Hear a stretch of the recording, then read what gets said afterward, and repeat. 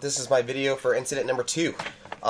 This is up north. It was a three-structure apartment complex fire. Fire seemed to start on the second floor and lap into the third, apparently from what the video shows. Now, they had fire in the roof automatically, and they went offensive to try and knock it down, and it didn't work. So, I mean, that's fine. But then they went defensive, and you can hear it go defensive. They put out an evacuation tone. There were no PAR checks done after switching to defensive. I would probably listen or look for PAR checks just to ensure that everybody's out and safe. Their primary job, knowing that it had already extended 2 floors, would have been immediate search and rescue operations, not necessarily suppression to the outlying units. And you can see that there's also a firewall in this apartment. So search from the fire to the firewall, and then work on defensive strategies in that nature. They posted up an aerial. They posted up a master stream on it seemed to be the A side, because that's mostly where the video is taken from, is the A side of the structure.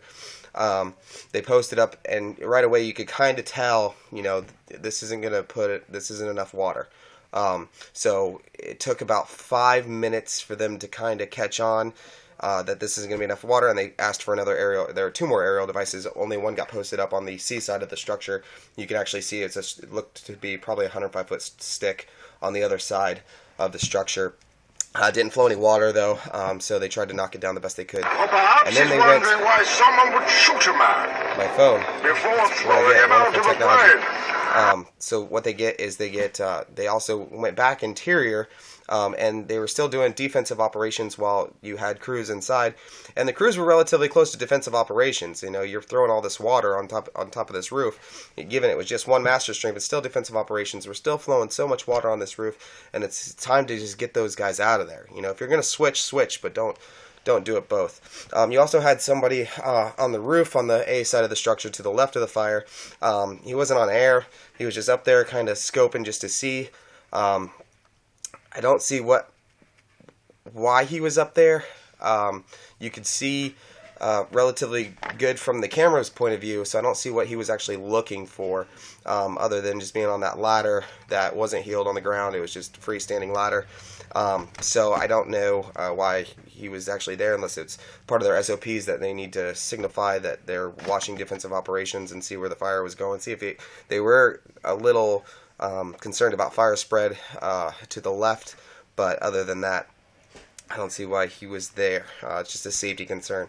But they went defensive operations, and really the major key strategy that took out that critique that I see is that they went defensive with interior operations as well, trying to knock it down. And you can even see you have a group to the right, a roof company group, standing around really, talking about what they're going to do next, and you see, water come flying out of the roof.